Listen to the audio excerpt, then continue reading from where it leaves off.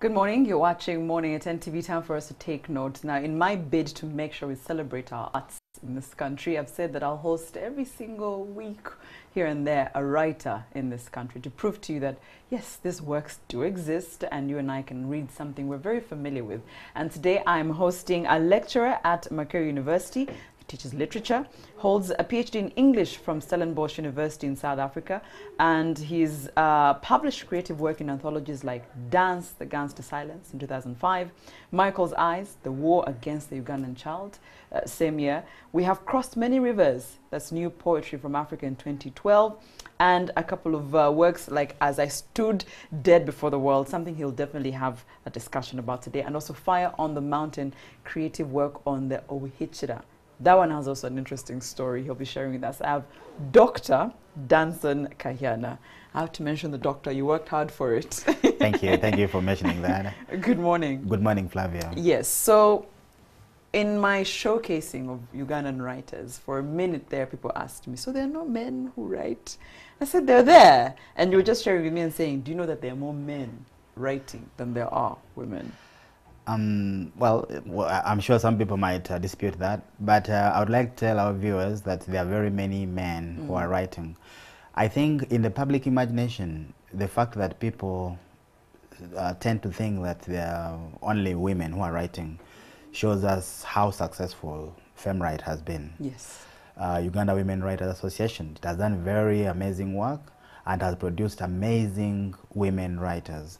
But in my own view, for every woman writer, there is a man writer, which again shows you how FemWrite has been successful, because in the past it was the opposite. Gap, yeah, it was the opposite. Yeah, it was for every 5 men writers, there would be 1 woman writer. Whoa. But now I would say for every woman writer, there's a man writer. But men don't know how to sell themselves, how to market themselves. They don't have an organization like FemWrite, Uganda Women Writers Association, that can really unite them, bring them together every week to discuss literary matters and so on. And because of that, in the public imagination, there are no men writers, but there are several. Professor Timothy Wangusa, Arthur Gakwandi, Patrick Mageni, Julius Tochinyo, Bob Kisiki, and several others. Yes. So, yeah. You're teaching literature at the university. So just maybe let's even start there. What are you seeing in your class? Are we seeing that gender gap? I mean, yes, a very big right? gender gap. I think for every 10 students, 8 are women. Whoa. And 2 men. And we need to do research about that. What happens? Yeah. Some people have said the men go into engineering and medicine and so on. Perhaps that is true, but also we need to ask, what is it that, why do the men disappear? Because at high school, it's more or less the same numbers.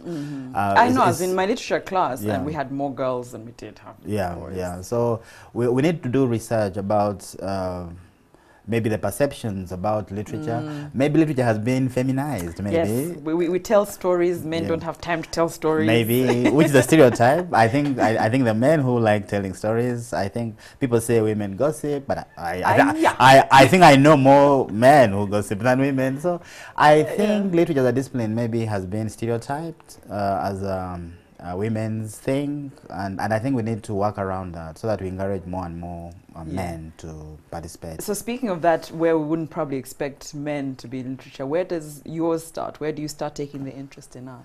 Oh, I think mine is quite a unique story. Unlike most people who grew up with books and so on, yes. I did not grow up with books. I grew up in a small village in Kasese district at the border with the Democratic Republic of Congo. It is called Bunyiswa. So there were no books in the house. My father was a primary 2 graduate or something like that, but he loved education. He loved sending us to school. And so my encounter with literature was with the oral word. Okay. You know, a grandmother telling you a very amazing story, an auntie. And again, in my memory, I don't see many men telling us stories. It's the grandmother, yeah, the grandmother, the mother, the visiting auntie, and so on. And that's I would be transfixed looking at this person whom I've always known telling the story, and suddenly the person would change. There was a kind of transfiguration, if I can use a term from the Bible. that this grandma, whom you have always known, when she's telling the story and is mimicking the animals in the story and so on, there's a change. And in fact, you begin to stare at her as somebody you have never seen or you have never met before. And I was always amazed by this transfigurative power of the word, of the performance. And I was interested in it. Unfortunately, I was quite good at the sciences. Okay. And so there was a challenge in the village. For you to be successful in the future, you had to be an engineer, you had to be a medical doctor, and so on. Nobody said you'd become... You can't say I'm going to teach literature no, in the village. not just teaching. So if you the closest in prestige that had to do with literature was journalism. Yeah. And in the was it big even then? Then, yeah, in the local language, it was speaking on the radio. Okay, okay, there you go. Yeah. That's one way to define it. Yeah, it doesn't call journalism, it was speaking on the radio. So when they asked you, so what do you want to do with this literature? You say, I want to speak on the radio. And it sounded very cool. So I went to primary school in the village. Of course, not many books, but around primary 5, a lot of readers came out with the help of the government of Uganda. I don't know who was in charge then. Perhaps Obote, perhaps a different person. But many readers came out, and I was amazed by these readers. There was a book called The English Nile Coast, which had amazing stories. Yes. And I think stories were my thing, not engineering, not medicine, and so on. And of course, there were also funny reasons why people wanted you to become an engineer. You know, when you're building the road, 2 bags of cement go home, to fix the road. So people talk about corruption and so on, but corruption begins, I think, from our homes, because these narratives were coming from our village. Yes. And these were narratives glorifying corruption. Now that I think about them now.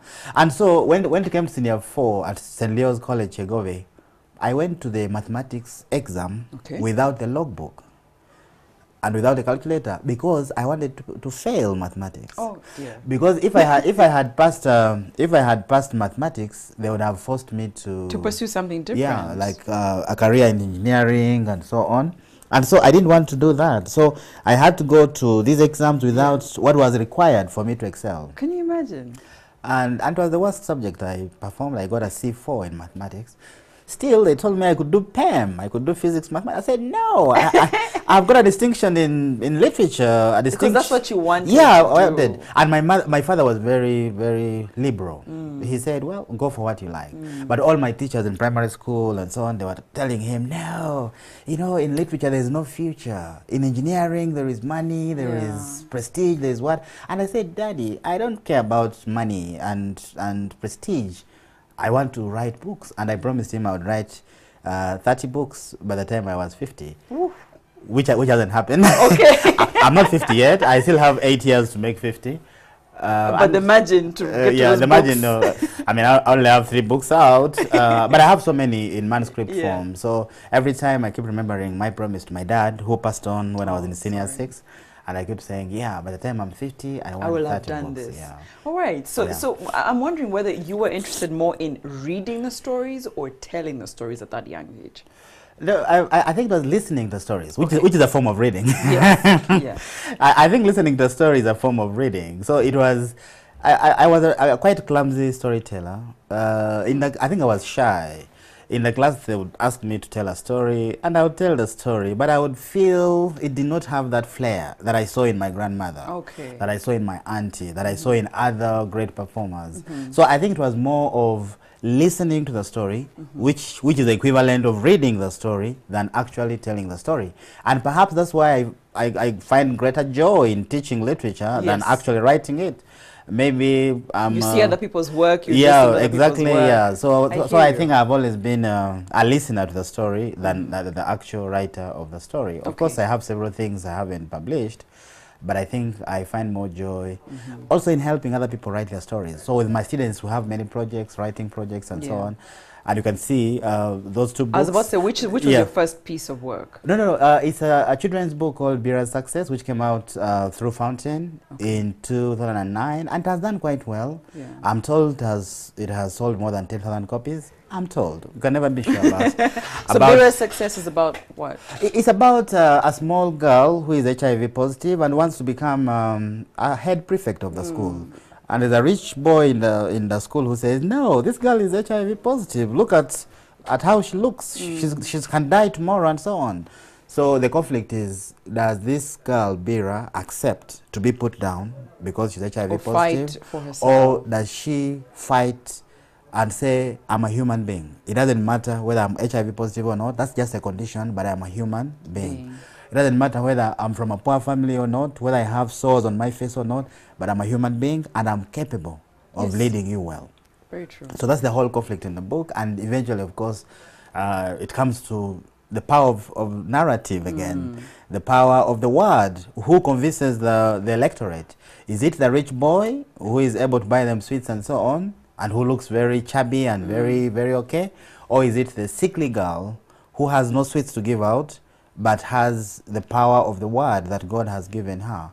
And eventually the school decides that the girl will become a better head prefect. She appealed to something. Yes. I think that's a story that can apply to most of people in life. And I think it comes back to the value of the person. I think as a nation, we have a problem. We think that the value of the person lies in what they have. The car they drive. The car they drive.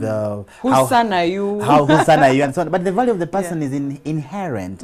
It is inborn. We are all equal before God. We are all human beings, first and foremost. Then, of course, they are rich human beings. They are very intelligent human beings. They are very successful human beings, and so on.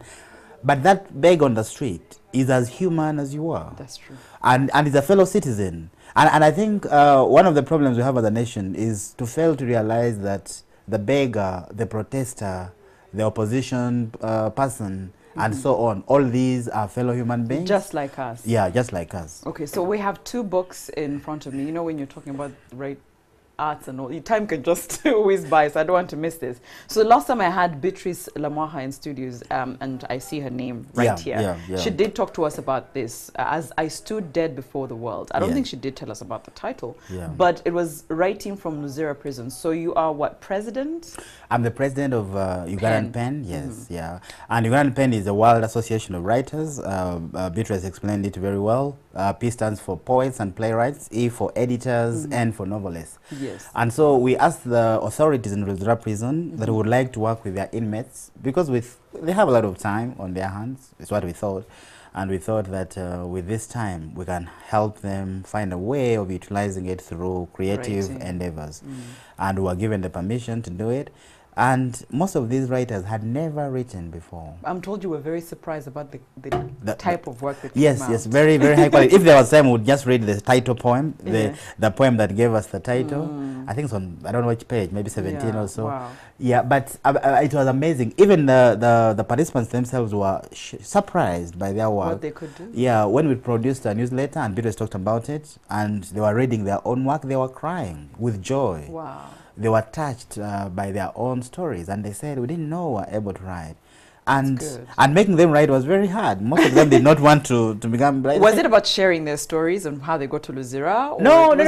We told them that's not really our business. Anything. Yeah, like we said, we are all human beings. Yes. So we began by telling them. So you're not a prisoner. Yeah, no. Just a human this is a being. circumstance, and none of us are potential prisoners. Yes. And some of us are out of prison because we have been very lucky. I think some people out of prison have committed quite serious crimes, but we have been very lucky. God has protected us and we haven't been to prison. So we told them, your being in prison is just a circumstance. It doesn't define you. It doesn't at all. And we would like you to produce work that will contribute to Ugandan literature. And this book is the first prison anthology. Are we able to get access to this? No. Yes, we did a few copies for the beginning, because also we had to share with the prison authorities, the inmates, and so on. But now we are, I think by 15th November, we shall have them out. And we are organizing a big launch at Luzira. We shall invite you, Flavia. Please. And the Commissioner General has promised us that he will allow live streaming of the launch. The event. Yeah, so we shall ask NTV to All partner right, so with us. 15th? By 15th November, we shall have the You'll book. know. So and they will cost at 30,000 only. We must support and all that money will go back to prison work, because there are several other prisons we could reach to. So the money from the books will help us to go to other places. As I Stood Dead Before the World, creative writing from Luzira prison. And this is we're going to I've marked the date. Yeah. Thank you. So this is interesting. Fire on the Mountain, creative work on the Obuhichida. I think you should tell the story of how this became. Well, I'll be very brief. In November 2016, Ugandans will remember that there was a very regrettable incident that happened in Kasese. The Uganda People's Defense Forces bombed the palace of the king of the Renzururu, Mumbere, Wesley Mumbere. That ideally is your king. Yeah, that's my king. My king. It's being modest. My king. So I should be bowing if he was around. Oh. But he's in prison. So if I bow, I might end up in trouble. But the whole idea of the story is that, of the book, is that many events in this country have happened. We had so many massacres in the north during the LRA. We had the massacre in Kanungu. We had some massacre. It was quite small, if a massacre can be called small, in Mutukula. Those early days of our regime, if I can say that. And so I thought that these events come and pass without anything tangible to remember them. Of course, when you go to YouTube and other social media platforms and other digital platforms, you'll find the bombing well archived. Yeah. But as Ugandans, we are still mostly analog. I hope you agree with me. Out of Kampala, we are mostly analog. So I thought an event like that, the bombing of the palace of the king, needed something tangible to remember it. And so I asked you, I asked Ugandan writers to respond to the events in the different creative ways. So we have poems, we have short plays, and a speech.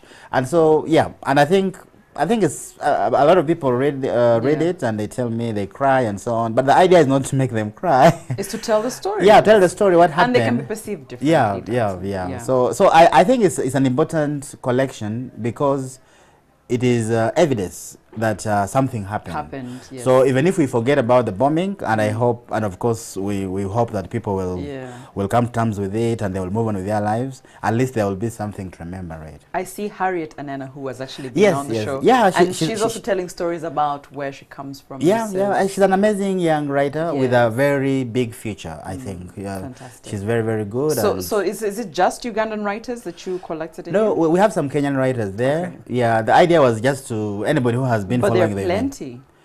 I see the numbers. It's not just 2 or 3 writers. No, there are many. There are 23. There are 23. Yeah, there are 23. And some of them have 3 poems, 4 poems. Exactly. And significantly, it opens with Professor Timothy Wangusa, who is the firstborn of East African professors of literature. Wow.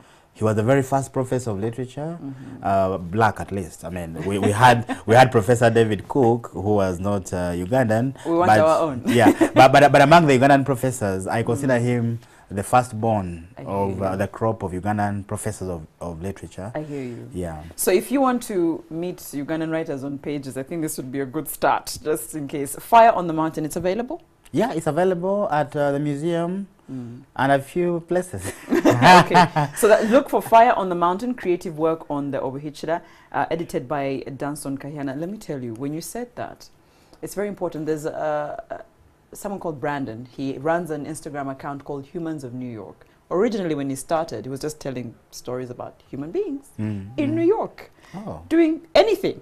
Yeah. He could just take a picture of you dancing and say, today in African fashion. Yeah.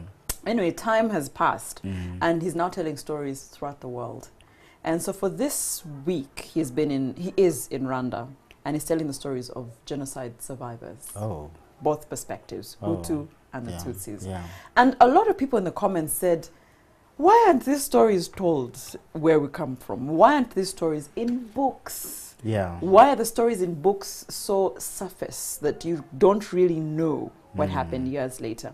And so when you were talking about how what happened in Kasese or anywhere else in Uganda should be documented, so that we don't have our children in the future saying, that happened? It happened to that extent? Yeah. We don't want someone from New York to come tell us a story. Yeah, and Flavia, let me tell you, we have been bad Ugandans in terms of telling our stories. I mean, there are so many stories. Some of them very traumatic, some of them very beautiful, but we don't tell them. Yeah. I mean, look at Owino. We should be having like 100 books on Owino. I mean, look at how dramatic life is in Owino. Yes. But Owino is disappearing. And the stories won't be told. They won't be told. I mean, the Owino we have today is like a quarter of the Owino I saw when I was at campus, 97. And in the next 10 years, Owino might just be malls. Yeah. You see, we live in a mall. And you'll say, you know, there used to be country. Owino here. Says what? Yes, but it's a shame to us as Ugandan writers that there is no novel about Owino or set in Owino. Yeah. And Owino is very dramatic. Well, are we looking too fast sometimes for stories? I think there are few writers and very many stories to tell. Oh. There's a Bible saying. I think the Bible says the harvest is very big, but there are no reapers. So I think we have so many stories because everything is a story. I mean, you've spent I don't know how many years at Serena. Why is NTV at Serena? Why is Serena not any other place? That's a story. Yes. Look at Makerere University. Very soon we are celebrating 100 years. A lady from the US called Professor Carol Sickerman is the one who wrote our history. Oh, gosh. Yeah, so there are so many stories. How shaming. Yeah, look at our growing up stories. I don't know whether you raised cows or not, but all those are stories to tell. So I think, like the Bible says, the harvest is so large, but there are no reapers. So I think in Uganda we have so many stories. And I'm very, very concerned about Owino and such spaces. Very beautiful stories. Look at a cloth that has been worn in the US and finds its way in Uganda. I think as Ugandan writers we should and we're doing a lot. What we are doing now is like a revival of the literary scene because a lot of stuff is happening. You know, Kitara Nation, Ugandan Women Writers Association, Ugandan Pen, and several other things. You know, even festivals and so on. So we are like now back to the time of the court text. A lot of some kind of renaissance of the arts. And I think very soon, if you look at the numbers doing literature at the universities, at Makerere in first year we have more than 300. At Chambongo they have more than 200. At Bishop Stewart University in Barara, I think they have more than 70 in first year. If you look at all these universities and what is happening, I think we should be having a renaissance of sorts. Unfortunately, our students are very lazy. Oh God! You invite them for a creative writing workshop, and out of 100, only 5 attend. But of course, Jesus changed the world with 12 people. It's a start. Yeah, we are hoping that very soon we shall really see a lot of stories. If you've been wondering why do we keep having Ugandan writers on the show, I think he's just told you that. There's so many stories around us. Let's not wait for someone to come tell our stories. So the harvest is big, but the reapers are few. Very few. So please go and support Dr. Danson Kahiana. He's a lecturer at Makerere University. The numbers he's told you, thinking just 200 students. Well, we're growing for students to be there. But go and get Fire on the Mountain, creative work on the Wihichira. He said National Theatre and many other places. Just look for it. And also, As I Stood Dead Before the World, which is creative writing from Luzira Prison, very key. And I think in a few weeks he should be back to tell us on how to, of course, what's being done to launch the book and much more. Thank you so much for your time. You're welcome, Dr. Flavia. Danson Kahiana. It's been interesting to have you here. You're welcome, Flavia. We can go on and on about the value of writing. Yeah, I'd like to thank you at NTV for this amazing service you're doing to Ugandan literature. When the story of Ugandan literature is written, NTV and Flavia will feature in. Yes. Thank you so much. That's it for Morning at NTV. Have a good day.